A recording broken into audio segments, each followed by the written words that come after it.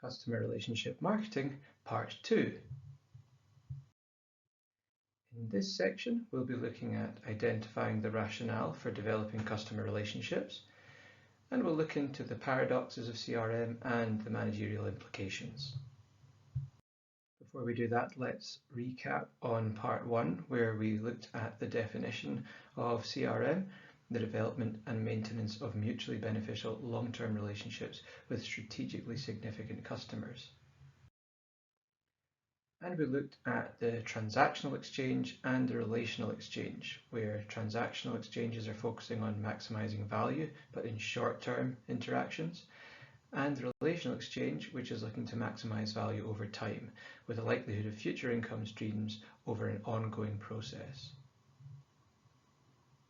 So the development of CRM theory has been around the concept of shifting from transactions to relationships. This area of theory has been in development really since the 1980s, and it took hold mainly as a result of developing technology and the evolution of data gathering, for example, which allowed the concept of customer relationship management to gain prominence. Things like data mining and data warehousing are things that are part and parcel of CRM. So there have been significant changes in the last 50 years, from the 1950s door-to-door style sales of mass marketing. Then business strategy focused on market share and relied upon pushing products and looking towards creating brand recognition.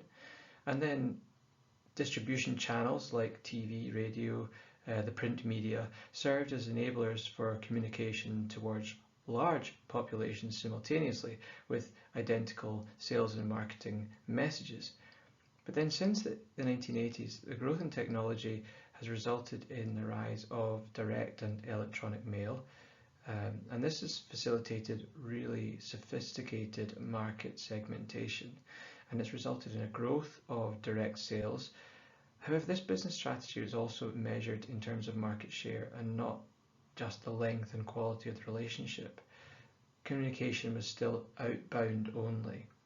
But in more recent times, we've learned to consider the customer relationship as an asset in and of its own right, which we'll come on to talk about. So we've seen the move from mass to targeted to relationship marketing. We know that it costs a company 6 times more to recruit a new customer than to retain an existing customer, so the focus on retention overall reduces costs. And the changes in the business environment have prompted further adoption of CRM, and that relates to technology. So what benefits are we trying to achieve by adopting CRM? One of the main ones is improved customer retention and loyalty.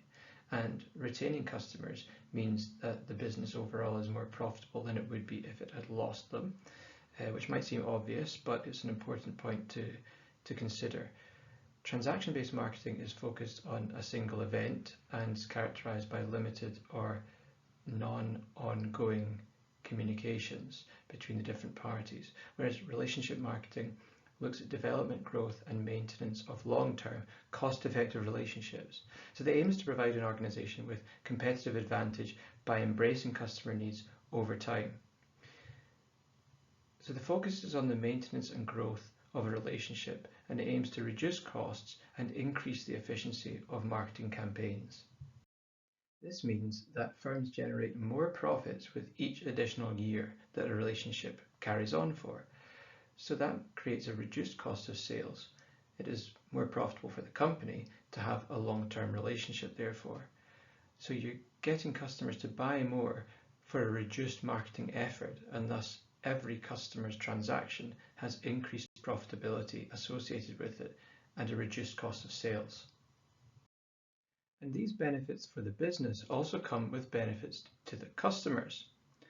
So consumers obtain customization benefits as services provide a means of tailoring their service to meet each customer's specific needs and requirements. So customization is something that has emerged from the phenomenon of CRM. And customers don't want product or service features, they want their individual needs met, which is slightly different, and that's mentioned by Doyle. Consumers form relationships to reduce choices and simplify the buying process. They get personal recognition and friendship, and these are all psychological benefits of a close relationship with a firm. It reduces cognitive dissonance, which is related to purchase regret. It reduces risk and it reduces uncertainty. Also, social benefits such as familiarity, personal recognition, and even friendship through connections with other consumers are all psychological benefits of a CRM process. And there are straightforward economic benefits to being engaged in a relationship with a firm. So in Peterson's research, there's a suggestion that the primary reason for consumers to engage in long-term relationships is to simply obtain discounts or get access to money saving schemes that may be on offer. In Barnes' work, we are alerted to some of the dangers, however, of CRM. Barnes asks, is there a danger that customers may be forced into a relationship against their will? And we can think of examples in the digital space where we find ourselves signed up to something that we didn't really mean to sign up to. Are there customers who feel trapped in a relationship and cannot wait to get out? Or do customers have any choice over who they have a relationship with in today's sophisticated modern digital marketing world? So no one has fully examined what our perceptions as consumers are, and a lot of the focus in CRM is on the benefits to the organization, which may be a blind spot.